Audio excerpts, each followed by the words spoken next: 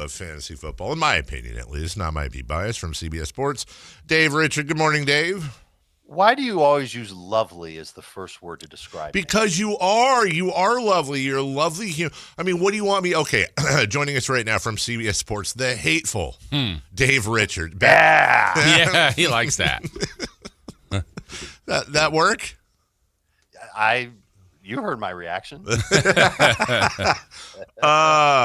Is Jahmyr Gibbs making a late play at fantasy football MVP this year? I know we talk about that every week, but man. Yeah. So I always view a fantasy MVP as someone who's dominant, but was also a good value on draft day. Yeah, true. So he was an early round one pick. Yeah.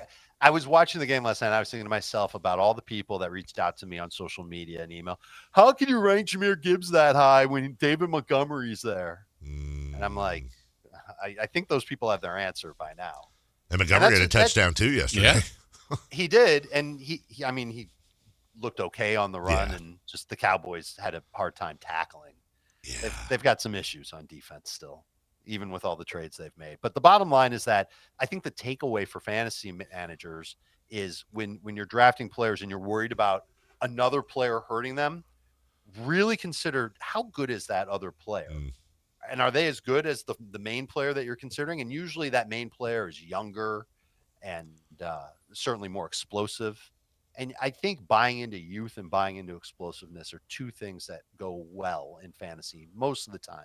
I'm already thinking of an example where that didn't happen this year because we were taking Travion Henderson as like a round 4 pick. Yeah. And Ramondre Stevenson was like, oh, it's round 11 and he's still there. Sure, he can be on my bench. And Ramondre is still playing. So there are some situational issues that can come up, but usually younger, hotter, more lovely wins out. Yeah, I think, was it about maybe a year and a half ago, a season and a half ago, that Dave, it felt like the Gibbs-Montgomery thing was a little closer to 50-50. But now, I mean, it's probably 80-20. That, I mean, it's Gibbs' show. Like, he's the guy. Right. And you almost have to wonder, well, what's Montgomery's future going to be like in Detroit? I think he signed an extension. I'm actually looking now to see. It'll be on the DeAndre Swift plan. Yeah, right. He could be on that. That means he'll be back with the Bears in a year. Yeah. No, he's still under contract next year, so he's still going to be a part of that team. But I would bet by 2027, David Montgomery is going to be not in Detroit, or at least not playing in Detroit. You know, your requirements or the way you look at fantasy football MVP, I guess I'll push back in the following way, because we've been talking about Coach of the Year candidates and how I'm biased, but I think Kyle Shanahan's done the best job he's ever done. But generally, you don't see what's his face, Nick Sirianni. In a different world, if Philly was 12-1 or whatever, or Andy Reid, tough for them to win Coach of the Year this year, because the thought is they have great teams. And let's go with Ben Johnson. Ben Johnson, Shane Steichen. One of those guys is taking a team. Vrabel. Vrabel. And I'm not immune to that. And by the way, Vrabel is very well probably the guy. But I don't know.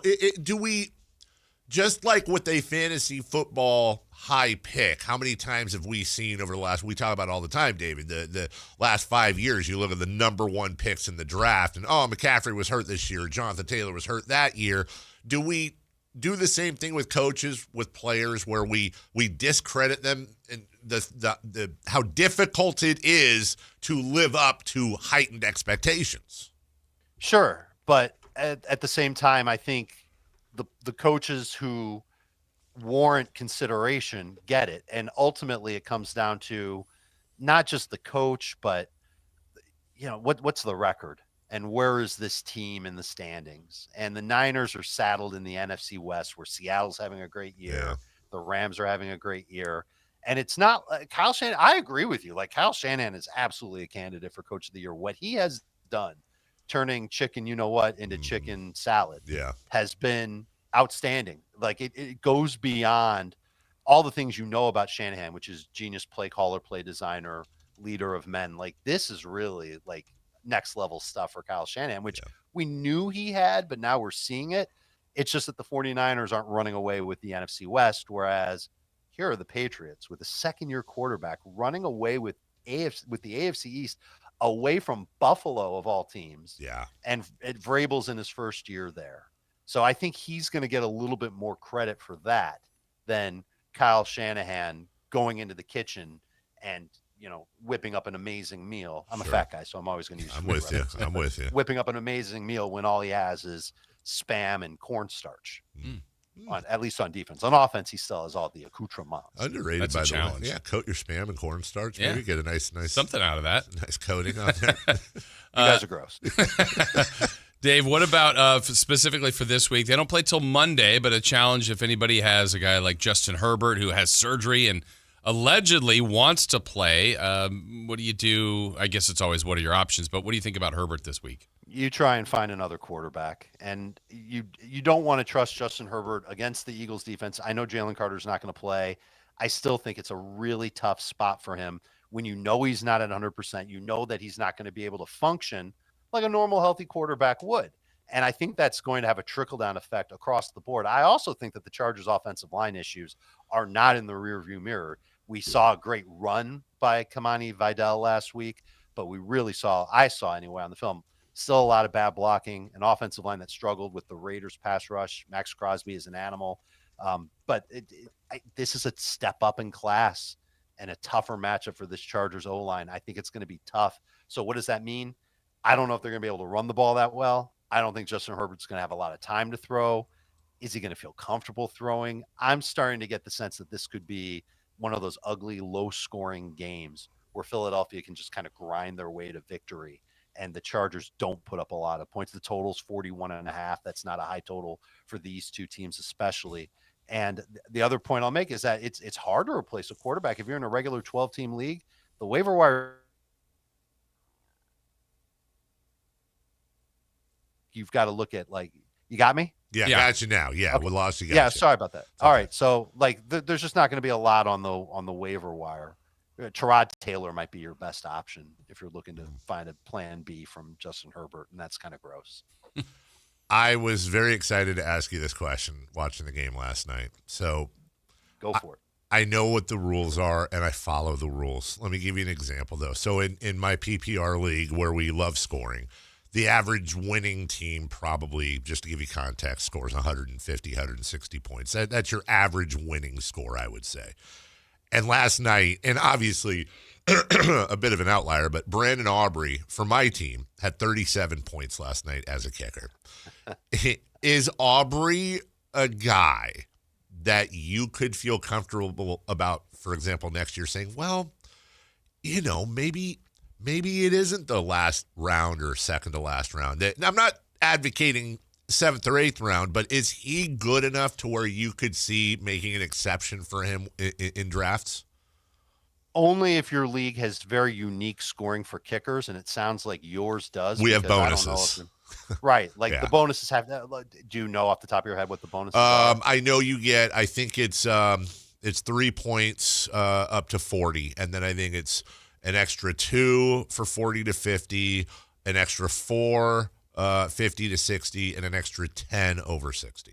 So you're in about 1 or 2% of fantasy leagues on this planet that have that type of scoring for kickers. We're seeing people get rid of kickers in their fantasy leagues. That's been a trend for a few years. And I'll tell you something else. I bet Brandon Aubrey hasn't been that good in very many games this year, because I know that in normal human scoring kicking leagues, not like yours, Dave, he's had 9 or fewer fantasy points in 8 of his past 10 games. Wow. So he hasn't been this amazing rock star that gets a ton of opportunities. And in part, that's because the Cowboys score a lot of touchdowns. When you score a lot of touchdowns, you're not trying a lot of field goals. And so that obviously slows Aubrey down. But in your league, yes, that's something that makes a difference. It's just a reminder. This is one of the rules that we talk about every year before we draft. We talk about this in August, Dave. You've got to know your league scoring system before you draft, because if you knew that was the scoring system, you might pay more attention to when you take a kicker in that league. Well, so and we've talked about that in strategy, and this is where we get into the stuff I love. You have when I'm looking in my final prep for a draft, I always wonder, I always go back and forth, like average draft position. But to be very honest with you, okay, so we use CBS. Truly, we do. Thank you. You're welcome. when I'm looking at ADP, because I can also go back and I can look at last year's scoring in my league scoring system, and I look at those rankings because sometimes it kind of separates the wheat from the chaff in that situation. When I'm looking at ADP, do you know, is that ADP connected to my scoring, or is that ADP just for all leagues combined? I think it's only if it's PPR. Okay. So if you have a PPR element, that's the ADP you get. If you don't have a PPR element, you get the non-PPR ADP. So it's not going to have all these stupid bonuses in my other league. So no chance. I'm more likely, obviously rookies, people that were hurt, stuff like that aren't going to factor in here, but I'm probably using last year's scoring rankings because that would attach itself, I would think, to my league, correct? To my scoring? Yes. Yeah, okay. Yes. Well, that's got to be a challenge. I was thinking about that as you guys were talking about that, Dave. For you, like as an expert in this that does your work on rankings and who you'd play and starts and sits, I mean, you're covering probably the masses in their scoring systems because there's probably a roughly generalization of what most leagues are, but there are unique leagues. How do you cover for that? Or if someone reaches out and says, well, this is the way my league, and then you go, well, actually, I do it a little differently then.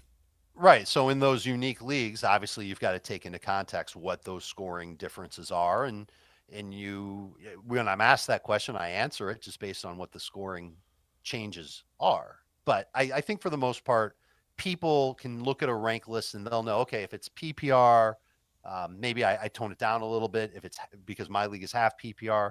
On CBS, our quarterback rankings are for 6 point for passing touchdowns. So maybe when you're in a 4 point for passing touchdown league, you move up the rushing quarterbacks a couple of spots. If I get bonuses for big catches, obviously those big play receivers, they get a trickle up in the rankings. Most people have the common sense to go ahead and just adjust what they see, whether it's my rankings, our consensus rankings, our model projections, whatever it is, they can look at it and they can say, okay, I see player A and player B, but player B has a little bit more value in my league because of the scoring rules. So I put player B over player A. Another philosophy question for you. You know, in the other league I'm in, which has more normal scoring, actually too low for my taste, if I'm being honest, there's 2 divisions of 6, and those divisions are they're created by a random draw every year. Every year there's different divisions. So, for example, in Division 1, the second to last place team is 7-6. The leader of that division is 10-3. And then there's a bunch of 7-6 and 8-5s. Sure. The leader of Division 2 is 7-6. And then there's a bunch. Now, the problem is that the way it works is I think it's the top 3 from each, and then wild cards make the playoffs. So we're going to have a couple of teams in the playoffs that are worse record-wise based on division. Are you a get rid of divisions, just go straight? Why do we have divisions? What is the point of that in fantasy football? The same reason why we have divisions in the National Football League. Yeah, but that's rivalries, right? I mean, sure, there's that. You know, obviously rivalries mean money. Yeah. But it's also the owners like having, this is like behind the scenes backroom NFL talk. The owners love the divisions, and they love having one team host a home playoff game. It's a guarantee that one of the 4 teams in your division gets into the playoffs. That's really what it is. And if you get rid of the divisions and you have 2 conferences of 16 teams, and it looks like, you know, the Big Ten or the SEC or whatever, there's just a ton of teams. It makes it more complicated to have all the head-to-head matchups and everything like that. And the owners who are in the AFC South or the NFC South, they lose that chance of, all right, all I got to do is beat out 3 other teams, and I have the financial windfall of another home playoff game. So from the owner's perspective, they love that. They want to have the 4 divisions. And in fantasy, if you're breaking up 12 teams into 2 divisions, 1 out of 6 is guaranteed to make the playoffs. Now, here's what we do in most of my leagues. The division winner, no matter what the record is, they're in and they get a bye. Yeah. It's just like the NFL, sort of. It's how the NFL used to be. Now only one team gets a bye. And then the next 4 best teams, regardless of division, get into the playoffs. Okay. That's how it should be. It shouldn't be, that's more all right, fair. the top 2 or top 3 from each team, from each division get in. That shouldn't be the case. In fantasy, you've got a 1-in-6 shot or a 1-in-5 shot if it's a 10-team league to make the playoffs. And then your team just has to be good enough compared to the rest of the league if you want in the playoffs. Dave, just kind of as a blanket statement for this week, week 14, who are some of the guys that you have ranked higher, maybe that will, help our listeners out, or people you're suggesting to play that maybe on their edge of decision-making? So we saw big games from Alec Pierce and Christian Watson last week. I think they both have another good game this week. Watson, especially against Chicago. I know the Bears secondary is getting healthy. Jordan Love is a different quarterback when he's not pressured. And I don't think the Bears are going to be able to get to him. Khalil Shakir is another wide receiver. Last week, he was terrible. You could have started like a dead body and gotten the same amount of fantasy points. I think Shakir bounces back in a big way this week. Zay Flowers is a flex, is someone who I think can be okay this week. As an example, I like Zay Flowers over Adonai Mitchell, who had a great game last week. I don't know if Mitchell can do the exact same thing. At running back, Kyle Monangai has kind of earned his place as a low-end number 2 fantasy running back. Chris Rodriguez, especially in non-PPR leagues where catches do not matter, I do like him as a number 2 low-end type of running back. And then at tight end, we have gone back and forth for years with Kyle Pitts. But 2 of his last 3 games with Kirk Cousins, he's seen a lot of targets. And I think he'll continue to see a lot of targets this week against Seattle, more so in PPR than half in non-PPR. I would trust Kyle Pitts this week. I know a lot of people do this, so I'll just use myself as the example, which I love doing anyways. That's why I'm here. I've been defense surfing all year, and I'm so glad we're doing this because in my other league, I just realized I still have Atlanta in for playing Seattle this weekend, so I got to move that. Drop them now. No, of course. So my choice is here, and again, I really do like defense surfing. If I can't get a top 2, I actually have a lot of fun with it. I've got the Commanders versus Minnesota, Tennessee at Cleveland, or Miami at the Jets. Miami against the Jets. Okay. Dolphins defense has been playing better over the last month or so, especially against the run. And so I'd be surprised if Breece Hall breaks out now. Yeah. And the secondary is their weak spot. The Jets can attack that. I think they'll be okay doing that, but I think the Dolphins defense is your best bet. Just some quick ones from the text line, 916-339-1140. Get yours in now if you want to make it by the end of the interview. Higgins in the snow, going to be good to trust is the question. As long as the wind isn't bad and as long as the visibility is there so that Joe Burrow can find him, I almost think it's an advantage to play in the snow because the receivers know where they're going. They don't have to worry so much about changing their direction or anything like that or slipping when there's snow. Think back to like all the times when there's been snow games and offenses have done well. The gold standard is Tom Brady in his 6 touchdown game against Tennessee once upon a time. I think it benefits Cincinnati quite a bit, even especially against Buffalo. They've been great against the pass, but that game could end up being one where they struggle defending Chase and Higgins, and they might struggle anyway, even if there is no snow. Pollard or Tootin? That's gross. I'll take Tootin. Thank you. Really gross. Well, you know what I love is that they put B period Tootin as opposed to good thing they're differentiating it from the other two. Right. Yeah, exactly. Yeah. Tootin common. Pollard B Tootin. Tootin common. Yeah, exactly. Pollard B Tootin. Jordan Mason or Aaron Jones? I think Jones is going to play, so I'd go with him. But if there is no Aaron Jones, if he does sit out, I think Jordan Mason is actually a number 2 running back this week. And then finally, PPR, Worthy, Addison, or Michi? I think I'd go Worthy, but it's close. Okay. All right. Well, you're worthy of being close to our hearts each and every week, David. And where can people get more of your wonderful information? Not just from you, but your lovely colleagues as well. I said lovely. I tell you every week. I just came off of doing our part 2 episode of Week 14 Start and Sit. It was a good one.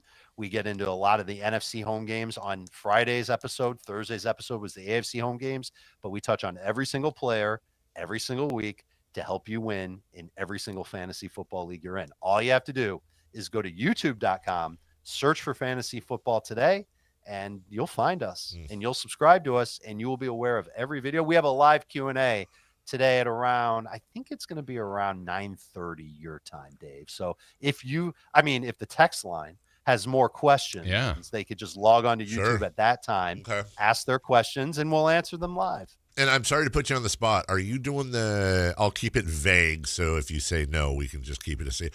Are you doing the thing that you usually do every year for the charity with the thing where people can do the thing and then they do the thing? You know what I'm talking about, right? No. Didn't you do a thing? Am I tripping? I might be high.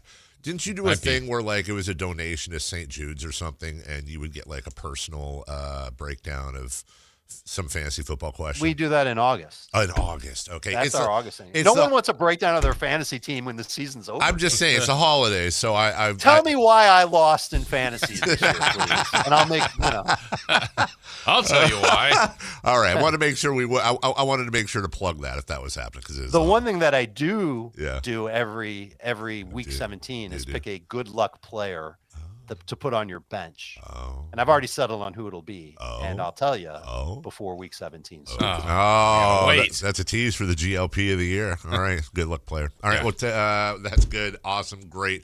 Have a wonderful weekend, and we'll talk to you next week, Dave. You got it, guys. Good luck in your leagues. All right, Thank you, sir. We'll take a break. When we return, Kings Heat tomorrow. Still in Miami?